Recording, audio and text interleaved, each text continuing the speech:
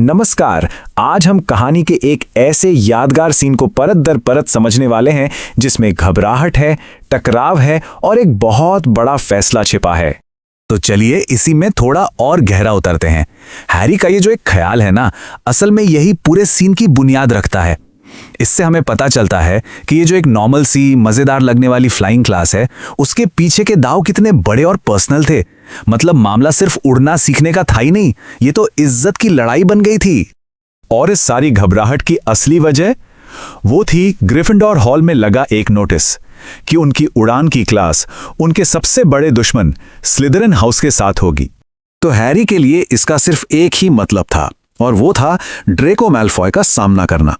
तो क्लास शुरू होने से पहले ही ये उड़ने के बारे में कम और हैरी और उस लड़के के बीच दुश्मनी के बारे में ज्यादा हो गई थी, जिसे वो अपने कजिन डडली से भी ज्यादा नापसंद करता था। अच्छा, अब एक बड़ी दिलचस्प चीज होती है। क्लास शुरू होने से पहले ही स्टूडेंट्स साफ साफ दो गुटों में बढ़ जाते हैं। और ये बंटवारा देखिए कितना साफ है। एक तरफ हैं डींगे मारने वाले जो जादूगर परिवारों से हैं। मैल्फॉय अपनी क्विडिच स्किल्स की बड़ी बड़ी बातें कर रहा है। वहीं दूसरी तरफ हैं वो जो सच में डरे हुए हैं, जैसे नेविल, जिसे उसकी दादी ने कभी झाड़ू के पास फटकने तक नहीं दिया। और हरमाइनी को इस बात की चिंता है कि उड़ना किताबों से तो सीखा नहीं जा सकता। फिर नाश्ते के वक्त सीन में एक ऐसी चीज की एंट्री होती है जो आगे होने वाले पूरे झगड़े का सेंटर पॉइंट बनने वाली है। नेविल लॉन्गबॉटम के लिए उसकी दादी ने एक पैकेज भेजा है। यह है एक भूल न जाना, एक जादुई गेंद है जिसके अंदर का धुआं तब लाल हो जाता है जब उसे पकड़ने वाला कोई चीज भूल गया हो। अब वैसे तो ये नेविल के लिए एक हेल्पफुल चीज थी, पर इसने फौरन ही सबका, खासकर मैल्फॉय का ध्यान अपनी ओर खींच लिया। तो मैल्फॉय की जो नेविल को परेशान करने की पहली कोशिश थी, वो तो प्रोफेसर मैकगोनागल के आने से नाकाम हो जाती है। लेकिन ये छोटा सा वाकया ये उसके इरादे बिल्कुल साफ कर देता है, और यहीं से आने वाले एक बड़े टकराव की जमीन तैयार हो जाती है। तो चलिए अब चलते हैं फ्लाइंग ग्राउंड्स पर। क्लास लॉन पर जमा है, सामने 20 झाड़ू एक लाइन में रखी हैं, और हवा में ना एक अजीब सी टेंशन है। टीचर मैडम हूज पहला कमांड देती हैं, यूपी, और ऐसा लगता है मानो झाड़ू खुद अपने सवार का कॉन्फिडेंस भांप रही हो। हैरी के एक बार कहते ही झाड़ू उछलकर उसके हाथ में आ जाती है। वहीं बेचारे नेविल की झाड़ू जमीन से हिलती तक नहीं। मैडम हूज सबको निर्देश देती हैं कि उनकी सीटी बजने पर धीरे से हवा में उठना है, लेकिन एक स्टूडेंट इतना ज्यादा डरा हुआ है कि वो इंतजार ही नहीं कर पाता। अब देखिए, नेविल इतना घबराया हुआ था कि कहीं वो जमीन पर ही न रह जाए कि उसने सीटी बजने से पहले ही जोर से किक मार दी और बस हवा में उछल गया। और फिर तो सब कुछ इतनी तेजी से हुआ, वो ऊपर गया और ऊपर 12 फीट, फिर 20 फीट, और फिर उसका कंट्रोल छूट गया और धड़ाम सीधा जमीन पर। इस एक घटना ने ना सिर्फ अफरा तफरी मचा दी, बल्कि सबसे जरूरी बात, इसने अथॉरिटी को, मतलब टीचर को, सीन से ही हटा दिया। पता चलता है कि नेविल की कलाई टूट गई है, तो मैडम हूज को रोते हुए नेविल को हॉस्पिटल विंग ले जाना पड़ता है, और बाकी पूरी क्लास बिना किसी निगरानी के वहीं रह जाती है। लेकिन जाने से पहले वो एक बहुत ही साफ और आखिरी वार्निंग देकर जाती हैं। ये वार्निंग बचे हुए स्टूडेंट्स के लिए एक बहुत बड़ा टेस्ट बन जाती है। और जैसे ही मैडम हूज नजरों से ओझल होती हैं, असली ड्रामा शुरू हो जाता है। मैल्फॉय फौरन चुप्पी तोड़ता है। वो ठहाके लगाकर हंसता है और जमीन पर गिरे चोट खाए नेविल का मजाक उड़ाना शुरू कर देता है। अब जब उसे रोकने के लिए कोई टीचर नहीं है, तो वो अपना मौका देखता है। उसे घास में वही सुबह वाली चमकती हुई चीज दिखती है, नेविल का भूल न जाना। वो अपनी झाड़ू पर बैठता है और एक सीधी चुनौती देता है। और ये चुनौती सिर्फ नेविल की बेइज्जती करने के लिए नहीं है, ये सीधी सीधी हैरी को दी गई चुनौती है। और बस यहीं पर हैरी मैडम हूज की स्कूल से निकाले जाने की धमकी के बावजूद आगे आता है और मैल्फॉय का सामना करता है। चारों तरफ सन्नाटा छा जाता है। तो कहानी हमें एक बहुत बड़े सवाल पर लाके छोड़ देती है। हैरी अब क्या करेगा? क्या वो नियम मानेगा या फिर अपने क्लासमेट के सम्मान के लिए खड़ा होगा? ये एक ऐसा फैसला है, एक ऐसा चुनाव है जो न सिर्फ उसके कैरेक्टर को हमेशा के लिए तय कर देगा, बल्कि एक ऐसी दुश्मनी की शुरुआत करेगा जो आगे चलकर बहुत बड़ी होने वाली है। कभी कभी नियम तोड़ना भी हमारी किस्मत बदल सकता है। यह कहानी हैरी पॉटर की है, एक जादुई स्कूल में पढ़ने वाले एक नौजवान जादूगर की, जिसके एक हिम्मत भरे फैसले ने उसे एक ऐसे रास्ते पर डाल दिया जिसके बारे में उसने सोचा भी नहीं था। चलिए इस दिलचस्प कहानी की परतों को एक एक करके खोलते हैं। तो कहानी की शुरुआत होती है हैरी और उसके सबसे बड़े दुश्मन ड्रेको मैल्फॉय के बीच एक टकराव से। मैल्फॉय की ये चुनौती कोई मामूली मजाक नहीं है, ये वो चिंगारी है जो हैरी के भविष्य की दिशा तय करने वाली है। और इसी मोड़ पर हैरी को एक बड़ा मुश्किल फैसला लेना है। क्या उसे स्कूल के नियमों को मानना चाहिए या फिर मैल्फॉय की चुनौती का सामना करना चाहिए और अपने लिए खड़ा होना चाहिए? ये एक ऐसा चुनाव है जो शायद हम सब अपनी जिंदगी में कभी न कभी करते हैं। अब यहां देखने वाली बात यह है कि हैरी के अंदर क्या चल रहा है। एक तरफ उसकी सबसे अच्छी दोस्त हरमाइनी की समझदारी भरी सलाह है जो उसे नियम मानने के लिए कह रही है, और दूसरी तरफ उसका अपना जुनून है जो उसे अन्याय के खिलाफ खड़े होने के लिए उकसा रहा है। और आखिरकार वो एक फैसला लेता है। हरमाइनी की चेतावनी को नजरअंदाज करते हुए वो अपनी झाड़ू पर बैठता है और पहली बार आसमान की तरफ उड़ान भरता है। ये सिर्फ एक नियम तोड़ना नहीं था, बल्कि अपनी किस्मत की ओर उठाया गया पहला कदम था। तो चलिए आगे बढ़ते हैं। यहीं से कहानी एक नया मोड़ लेती है, जहां उस टकराव के बीच हैरी अपनी एक छिपी हुई खूबी को पहचानता है। एक ऐसी कला जिसके बारे में उसे खुद भी नहीं पता था, उड़ान भरने की कमाल की काबिलियत। ये सिर्फ बगावत नहीं थी। जरा सोचिए, बालों से गुजरती हवा, दिल में उठती एक जबरदस्त खुशी का एहसास, ये सब कुछ उसे बता रहा था कि वो आजाद है और वो अपने एक ऐसे हिस्से को खोज रहा है जो अब तक कहीं दबा हुआ था। ये उसके लिए इतना आसान था जैसे वो हमेशा से इसी काम के लिए बना हो। और इस नई खोज के साथ आता है आत्मविश्वास। अब वो सिर्फ एक डरा हुआ लड़का नहीं है, बल्कि हवा में उड़ने वाला एक निडर खिलाड़ी है। वो मैल्फॉय का सामना हवा में कर रहा है और उसका ये नया जोश बाजी को पूरी तरह से पलट देता है। हैरी का ये नया रूप देखकर मैल्फॉय की तो हवा निकल जाती है। वो डर कर गेंद को हवा में उछालता है और भाग जाता है। लेकिन ये कहानी का अंत नहीं, बल्कि सबसे रोमांचक हिस्से की शुरुआत है। अब माहौल में तनाव बढ़ जाता है, सब कुछ दांव पर लगा है। अगर वो गेंद को नहीं पकड़ पाता तो उसे स्कूल से निकाल दिया जाएगा, लेकिन अगर वो कामयाब हो जाता है तो वो एक हीरो बन सकता है। सोचिए जरा, वो आगे झुकता है, झाड़ू को नीचे की तरफ करता है और सीधा गेंद की ओर गोता लगाता है। हवा उसके कानों में सीटी बजा रही है, जमीन तेजी से नजदीक आ रही है। वो हाथ आगे बढ़ाता है और जमीन से सिर्फ 1 फुट ऊपर गेंद को पकड़ लेता है। क्या कमाल का और हिम्मत वाला कैच था। और ठीक उसी पल जैसे सब कुछ थम सा जाता है, प्रोफेसर मैगोनेगल की एक जोरदार आवाज उस खामोशी को तोड़ देती है। उसे देख लिया गया है। और इसके ठीक बाद डर हावी हो जाता है। मतलब जितनी तेजी से उसने गोता लगाया था, उसका दिल उससे भी ज्यादा तेजी से बैठ गया। उसे यकीन हो गया कि अब तो उसे स्कूल से निकाल ही दिया जाएगा, सब खत्म। लेकिन यही कहानी में आता है एक जबरदस्त ट्विस्ट। जो सजा लग रही थी वो असल में एक सम्मान है। यहां उम्मीदें पूरी तरह से पलट जाती हैं, और यही इस कहानी का सबसे खूबसूरत हिस्सा है। यही सवाल हैरी के और देखने वालों के मन में घूम रहा है। क्या ये उसके हॉगवर्ट्स के सफर का अंत है या फिर किसी नई चीज की शुरुआत? प्रोफेसर मैगोनेगल के ये पहले सख्त शब्द सबसे बुरे डर को सच करते हुए लगते हैं। एक पल के लिए ऐसा लगता है कि हाँ, सब कुछ खत्म हो गया। पर तभी कहानी घूम जाती है। वो गुस्से में नहीं है, बल्कि उसकी काबिलियत देखकर हैरान है। वो ओलिवर वुड नाम के एक सीनियर छात्र को बुलाती हैं, और ये पहला संकेत है कि जो दिख रहा है असल में वैसा है नहीं। और ये रहा वो शानदार ट्विस्ट। सजा है ही नहीं, बल्कि एक ऐसा मौका है जो उसकी पूरी जिंदगी बदलने वाला है। उसे ग्रिफिंडोर क्विडिच टीम का नया सीकर यानी खोजी बना दिया गया है। तो ये सीकर होना इतनी बड़ी बात क्यों है? देखिए, क्विडिच जादूगरों का सबसे पॉपुलर खेल है और सीकर टीम का सबसे अहम खिलाड़ी होता है। सीकर का काम होता है उस छोटी सी पंखों वाली गोल्डन स्निच को पकड़ना, जिसके पकड़ में आते ही खेल खत्म हो जाता है और उसकी टीम को मिलते हैं पूरे 150 पॉइंट्स, जो लगभग हमेशा जीत की गारंटी होते हैं। तो अब आते हैं कहानी के आखिरी हिस्से पर, जहां हम देखते हैं कि कैसे ये एक घटना हैरी को सिर्फ एक आम छात्र से एक हीरो बना देती है और उसकी किस्मत को हमेशा हमेशा के लिए बदल देती है। इस कामयाबी के साइज को समझने के लिए बस ये एक नंबर ही काफी है।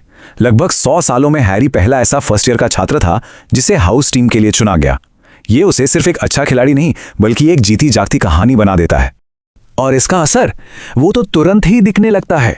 टीम का कप्तान खुशी से फूला नहीं समा रहा है, उसके दोस्त हैरान हैं, और सबसे बड़ी बात, मैगोनेगल उसे उसके पिता की विरासत से जोड़ती हैं, जो एक अनाथ लड़के के लिए बहुत मायने रखता है। और कहानी का ये हिस्सा मैगोनेगल के इन शब्दों के साथ खत्म होता है, जो हैरी की इस नई काबिलियत को उसके परिवार की विरासत से जोड़ता है और उसे ये एहसास दिलाता है कि वो अकेला नहीं है। ये एक बहुत ही इमोशनल पल है। तो हम इसे यहीं खत्म करते हैं, इस सोचने पर मजबूर कर देने वाले सवाल के साथ।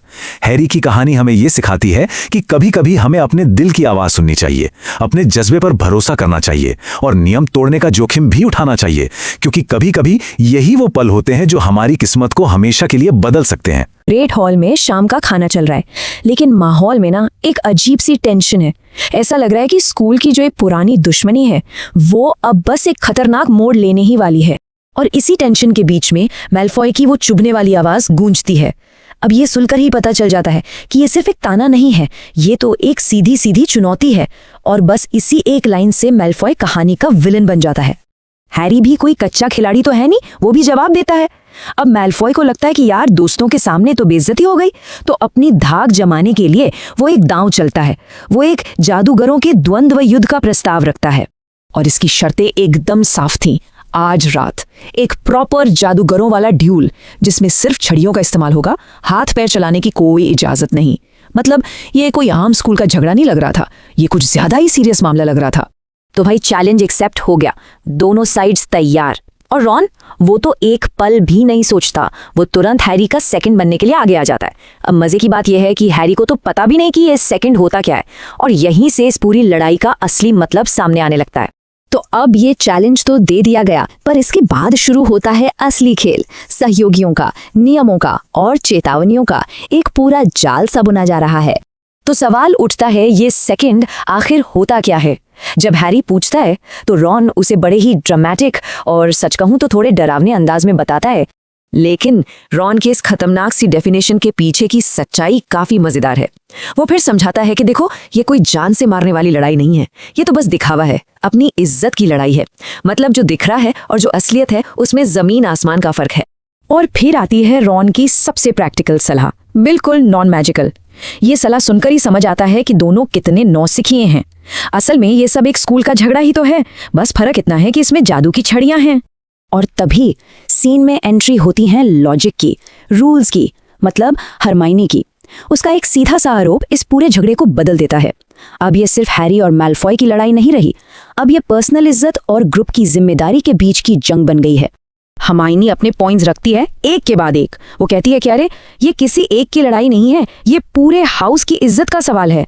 उसके सारे आर्ग्यूमेंट्स एकदम लॉजिकल हैं, रूल्स पर बेस्ड है। लेकिन कभी कभी इज्जत की लड़ाई के सामने ये सब नियम फीके पड़ जाते हैं ना। और बस यही होता है। रात के ठीक 11:30 बजे सारी चेतावनियों को दरकिनार करके दो लड़के दबे पांव अपने कमरे से बाहर निकल पड़ते हैं। तो शुरू में ये मिशन एकदम सीधा साधा था, सिर्फ दो लोग, हैरी जिसे अपनी इज्जत बचानी थी और रॉन जो अपनी दोस्ती निभा रहा था।